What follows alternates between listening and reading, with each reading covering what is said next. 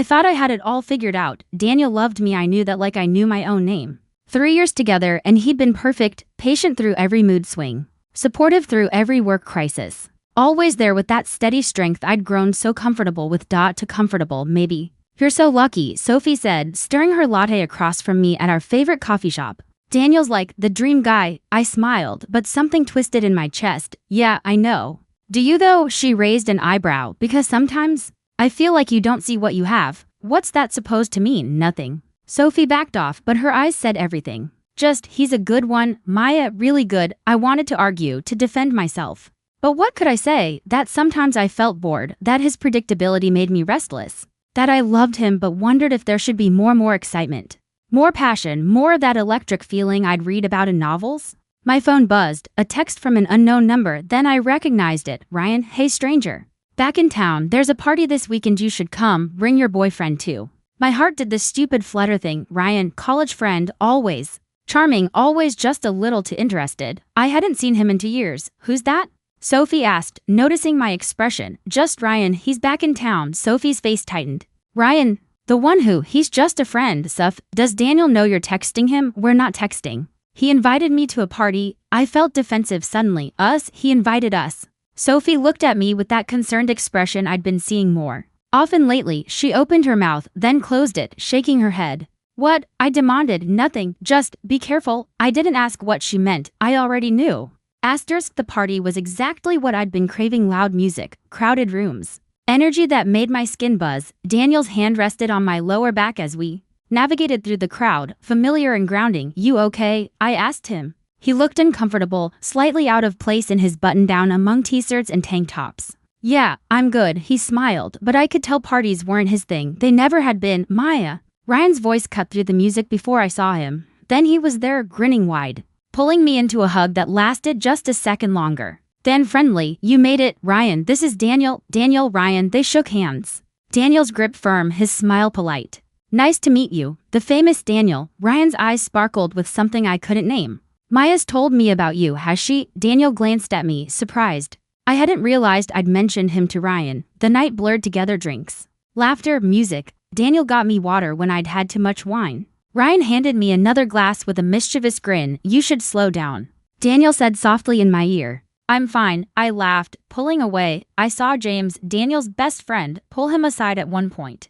They both glanced my way while I was laughing at one of Ryan's stories. Daniel's expression was unreadable. Later, I found Daniel talking with some guy named David about architecture and design, his passion that I'd heard about 1,000 times. I felt guilty for a second, realizing I'd barely paid attention to him all night. Group photo. Someone shouted as the party wound down. We all gathered, and somehow Ryan ended up next to me. The camera flashed, but he didn't step away. Instead, his arms wrapped around my waist, pulling me close. I could feel his breath on my neck, his chest against my back. The hug lasted 5 seconds, maybe 10. Long enough that I felt Daniel's eyes on us. Long enough that I should have pulled away sooner. When I finally did, laughing nervously, I turned to find Daniel. His face wasn't angry. It was worse, it was hurt, distant, like he was looking at a stranger. Ready to go? He asked quietly. The drive home was silent except for the rain starting to hit the windshield. It was just a joke, I said, breaking the suffocating silence in the car. Daniel didn't respond. His jaw was tight, eyes fixed on the road. Daniel. Come on, my voice had that edge I used when I wanted to win arguments. You're not seriously upset about that, are you? More silence. Each second felt like an hour. It was just Ryan being Ryan. You know how he is, touchy-feely. It didn't mean anything. How would I know how he is? Daniel's voice was quiet, controlled. You've never mentioned him before tonight. That's not true. It is true, Maya, and I felt my defenses rising. So what? I need to give you a full report of every person I've ever known. That's not what I said. Then what are you saying? He pulled into my apartment parking lot, put the car in park, and finally looked at me. It's not about the hug, Maya. It's about how comfortable you were disrespecting me in front of everyone who knows us. I stared at him. Disrespecting you? I let a friend hug me. That's not disrespect, a friend whose arms were around your waist while his face was in your neck for 10 seconds while your boyfriend watched. His voice remained calm, which somehow made it worse. And when it was over, you laughed it off like I was the joke. You're being insecure. I've never controlled you. I've trusted you. There's a difference between trust and being made a fool of. I rolled my eyes. Oh my God, you're being so dramatic. It was a friendly gesture. Ryan's always been like that, it's just his personality. You should be secure enough in our relationship not to care. His personality, Daniel laughed, but there was no humor in it. And what about your personality? Maya, who are you when you're with him? What's that supposed to mean? It means I watched you all night. You were different, louder, more performative, like you were trying to prove something. My cheeks burned. Maybe I was just having fun. Maybe I'm allowed to have fun without you analyzing every move I make. Daniel looked at me for a long moment. Something in his expression made my stomach drop, but my pride wouldn't let me back down. If you can't handle me having male friends, I said coldly, maybe we have bigger problems. He nodded slowly, like I'd just confirmed something he'd been thinking. Then he leaned over and kissed my forehead, a gesture that felt more like goodbye than goodnight. Maybe we do, he said quietly and got out of the car. I watched him drive away, telling myself he'd apologize. In the morning, telling myself I was right. Asterisk, he didn't text me the next morning or the morning after that. By day 3, my anger had shifted to confusion, then to this creeping anxiety I couldn't shake. Daniel always texted, always, even during fights, he'd send something, thinking of you or hope you're okay, but now, nothing, complete silence. I went through my days on autopilot: work, gym, checking my phone every 5 minutes. By day 5, I was having dinner with Sophie and I couldn't pretend anymore. Daniel and I had a fight, I admitted, pushing pasta around my plate. About what? I explained: the party, the hug, our argument. Sophie's expression shifted from concerned to something harder. Maya, she said carefully. You let another guy hug you like that in front of Daniel? At a party where everyone knows you're together. It wasn't like that. What was it like then? Ryan was just being friendly. Women shouldn't be policed about innocent physical contact with friends. This isn't about policing. Sophie's voice was firm. It's about respect. About being aware of how your actions affect someone you supposedly love. Would you have been okay if Daniel let some girl wrap herself around him like that? I opened my mouth, then closed it. I hadn't thought about it that way. You need to talk to him, Sophie said. That night, I finally texted, are you seriously still mad? No response. I called, voicemail. By the end of the week, I was frustrated enough to show up at his apartment. When the door opened, it wasn't Daniel, it was James. Is Daniel home? I asked. He doesn't want to see you. James's voice was cold, protective. I just want to talk. You should leave him alone, Maya. And he closed the door. I stood in that hallway, stunned, suddenly frightened of something I couldn't name. Asterisk. 2 weeks of silence, 2 weeks of my calls going to voicemail, my texts turning from defensive to apologetic to desperate. Then I saw him. Our coffee shop, the one where we'd spent countless Sunday mornings. He was sitting at our usual table. And for one stupid second, my heart leaped. Then I saw her, a woman I didn't recognize, pretty in an understated way, laughing at something Daniel said. Her hand touched his arm, briefly friendly but intimate, and Daniel smiled, really smiled. The kind of smile I hadn't seen in months. I couldn't move, couldn't look away. I watched them through the window like a ghost haunting her own life. Finally, my legs started working. I pushed through the door and walked to their table. Maya. Daniel's expression was polite, distant. Hi. I looked at the woman, waiting for an introduction that didn't come. Can we talk? He excused himself, and we stepped outside into the cold. I miss you, I said, the words tumbling out. I'm sorry. I didn't mean to hurt you. I know. Then can we fix this? Can we talk about it? There's nothing to fix, Maya. His voice was gentle, which somehow made it worse. It wasn't one mistake, it was a pattern. What pattern? Taking me for granted, prioritizing your ego over us, making me feel like my feelings didn't matter as long as you got your way. That's not. Do you know how many times I felt invisible to you? He interrupted. How many times I watched you light up for other people the way you used to light up for me? How many times I told myself it was enough that you kept me around, even if you didn't really see me? I saw you. You saw what I could do for you, but you never saw me. His eyes were sad, not angry. I loved you enough for both of us for a long time, but I can't do it anymore. I can't be with someone who doesn't respect me, please. My voice cracked. Don't throw away 3 years over one mistake. It wasn't the hug, Maya. The hug was just the moment I finally saw clearly what I'd been avoiding for months. You don't love me the way I love you. Maybe you never did. That's not true. Then why did you do it? His question hung in the air. If you loved me, valued me, respected me, why did you let another man hold you like that while I watched? Why? Did you defend him instead of caring that you'd hurt me? I didn't have an answer. I know you didn't mean to hurt me, Daniel said softly. That's what makes it worse. You hurt me without even caring enough to notice. He went back inside, back to the woman who looked at him like he mattered, and I stood on that sidewalk, finally understanding what I'd lost. Asterisk. I fell apart slowly. Then all at once, work became mechanical.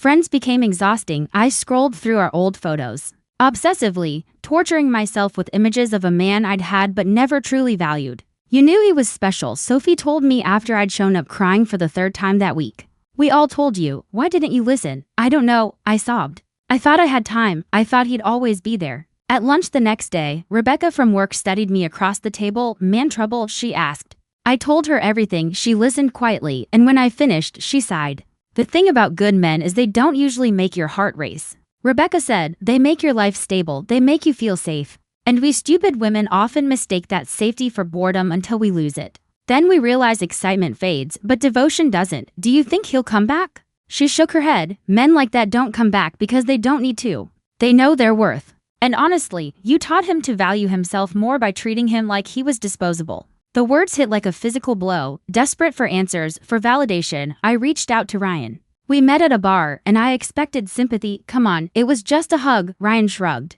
Sipping his beer, if your boyfriend was that insecure, you're better off. Something cold settled in my stomach. Why did you hug me like that? Like what? You know exactly like what. Your arms around my waist, your face in my neck, for way longer than normal, Ryan smirked. Because I could, and you let me. I stared at him, seeing him clearly for the first time. He didn't care about me, never had. I was just validation for his ego, proof he could steal attention even from taken women. You're a coward, I said quietly. And you're a cheater, he leaned back. Don't blame me because your boyfriend couldn't handle you having options. I left without another word, finally. Understanding, Ryan was worthless. And I destroyed something precious for worthless. Social media became my addiction and my torture. 3 months after the breakup, I saw the photo, Daniel with the coffee shop woman. Her name was Melissa, graphic designer, loved hiking and bookstores. Volunteered at animal shelters. In the photo, they were at some festival. His arm around her shoulders, both of them glowing with genuine happiness. Sophie told me they met through work. I said during therapy. Yes, I'd started therapy. He wasn't looking for a relationship, but she pursued him. How does that make you feel? Dr. Martinez asked, like I'm being replaced, or like you're watching him be appreciated for the first time. The truth stung. Through mutual friends, I learned more. Melissa had told Daniel on their first date how rare men like him are. How much she'd value being with someone genuine. Everything I'd taken for granted, she celebrated. I ran into Elena, Daniel's sister, at the grocery store. How's Daniel? I asked. Immediately regretting it. Happier than he's been in years. Elena's voice was cool. Melissa's wonderful. She appreciates him. I made a mistake, I whispered. I wish I could fix it. Elena's expression hardened. You had 3 years to appreciate my brother. Melissa figured it out in 3 weeks. That says everything about both of you. Weeks later, I attended a friend's wedding. Daniel was a groomsman. He brought Melissa. I watched them dance. Watched her whisper something that made him laugh. Watched her straighten his tie with such tenderness. I left early, crying in my car. Finally understanding, I didn't just lose Daniel, I lost the best thing that ever happened to me.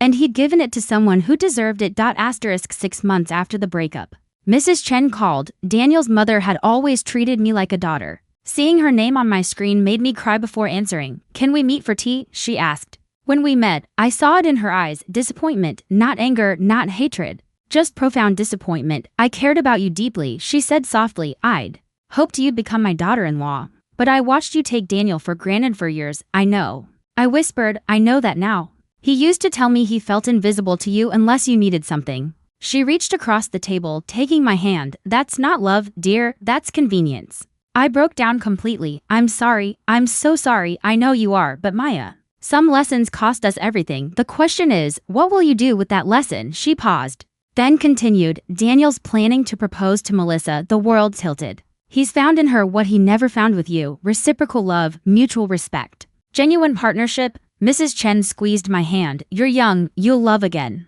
But you need to figure out why you needed to lose something before you could value it, because if you don't, you'll do this again with someone else. After tea, I went home and did what I should have done months ago. Deleted Daniel's number, unfollowed him on social media, removed our photos. I sat in my apartment and wrote a letter I'd never send. An apology, an acknowledgement, a goodbye. In it, I admitted everything. I took him for granted. I prioritized validation over love. I disrespected him when he deserved my best.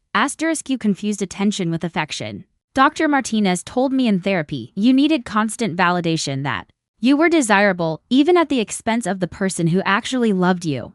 I was learning hard truths about myself. My need for external validation stemmed from deep insecurity. My relationship with Daniel became boring not because he was boring, but because unconditional love didn't feed my ego the way conquest and pursuit did. Tell me about a moment when you realized Daniel was special, Dr. Martinez asked. I thought back. 6 months into dating, I got food poisoning, spent a whole weekend sick.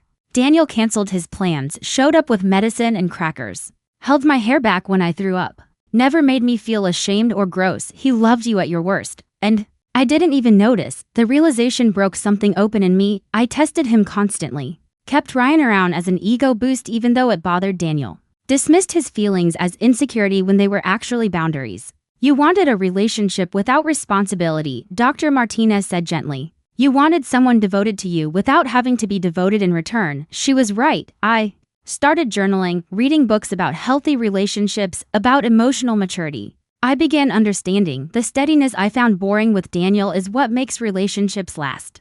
The excitement I craved with Ryan was shallow, ultimately meaningless. I was finally growing up, just too late. 1 year after the party that changed everything, I saw the announcement. Daniel and Melissa were engaged. The photo showed them on a beach at sunset, her hand extended showing a simple, elegant ring. But what destroyed me wasn't the ring, it was their faces, complete joy, certainty, peace. And Melissa looked at him with the kind of reverence I'd never given him, the kind that says I know exactly how lucky I am. I typed a congratulations message, then deleted it. Some words don't need to be said. Some apologies don't earn the right to be received. I let myself imagine the life I could have had, his proposal, our wedding, our home, our children. All of it gone because of one careless moment at a party. One moment where my need for validation mattered more than his dignity. Sophie came over that night. Are you okay? She asked, seeing the announcement. I'm sad. I'll always be sad about losing him. I smiled through tears, but I'm okay. He deserves everything he's getting. She'll be good to him in ways I never was. Sophie hugged me, and I let myself cry, not desperate tears begging for another chance, but mourning tears for something precious I'd destroyed. Later, I went to a coffee shop. Our coffee shop, I sat with my journal writing about lessons learned, about the person I was becoming. A man at the next table struck up conversation. Asked to buy me coffee, I smiled politely. I'm working on something, and I was working on myself, on becoming someone worthy of the kind of love I once had and took for granted.